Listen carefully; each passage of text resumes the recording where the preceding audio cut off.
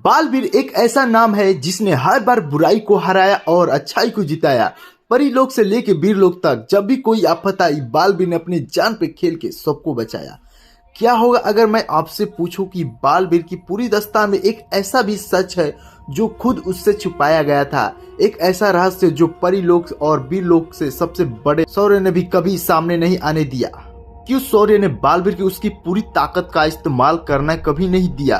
क्या शौर्य को डर था कि अगर बालवीर ने अपनी आखिरी सीमा पार कर ली तो तबाही मच जाएगा? आज हम खोलेंगे परीलोक और काललोक और वीरलोक का वो अनसुलझा रहस्य जो शो में हमेशा के लिए दफन हो गए। शौर्य को हम सब वीरलोक का सबसे समझदार और शक्तिशाली गाइडेंस मानते थे।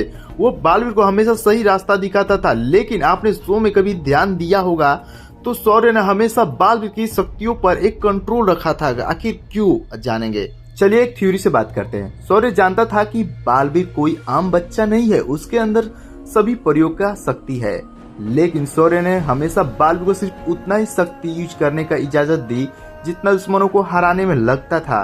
शौर्य ने कभी भी बालवीर को उसकी अनलिमिटेड पावर अनलॉक करने की इजाजत नहीं दी।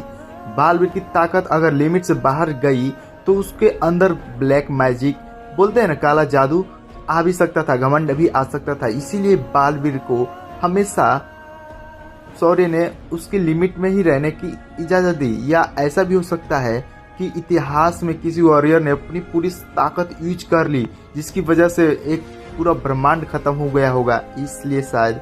चलते देखते हैं। अब बात करते हैं उन लोग का, वर्ल्ड का, जो शो में पूरी तरह से एक्सप्लोर नहीं किया गया, दिखाया नहीं गया। जैसे में परीलोक, हम सब ने देखा है कि परीलोक में हर परियों के पास एक अपनी ताकत होती है, पर एक सवाल आपके दिमाग में जरूर आता होगा कि परीलोक का निर्माण कैसे हुआ, वो कौन सी ऊर्जा थी जिससे परीलोक का निर्माण हुआ है।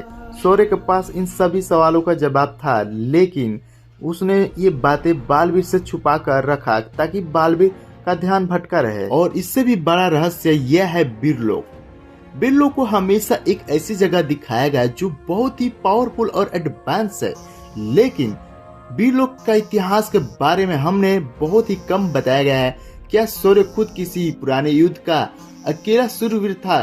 क्या काललोक का विलन के साथ कोई सूर्य का पुराना कनेक्शन था जिससे वो बालवीर से छुपा रहा था ताकि बालवीर के मन में दुश्मन? चलिए अब उस सवाल पर आते हैं जो हर बालवीर फैन के दिमाग में हमेशा रहता है।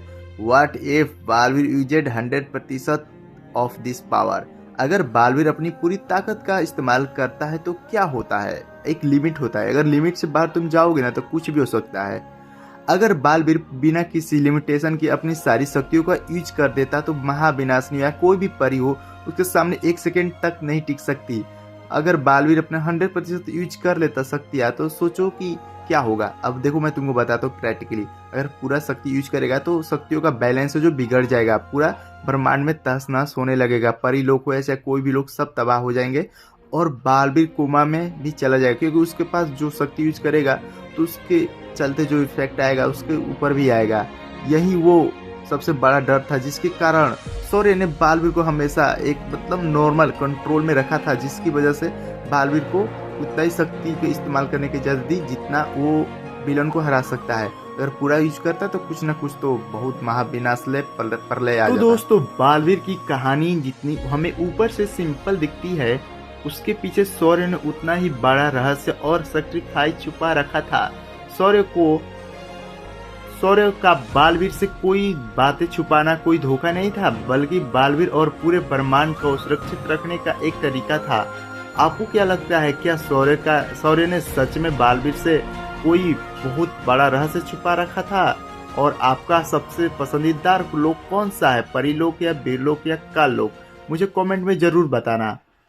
वीडियो अच्छी लगी तो दोस्तों लाइक करना और चैनल को सब्सक्राइब कर लेना। मिलते रहेंगे ऐसी और मजेदार वीडियो और रहस्यमय वीडियो। तब तक के लिए अलविदा।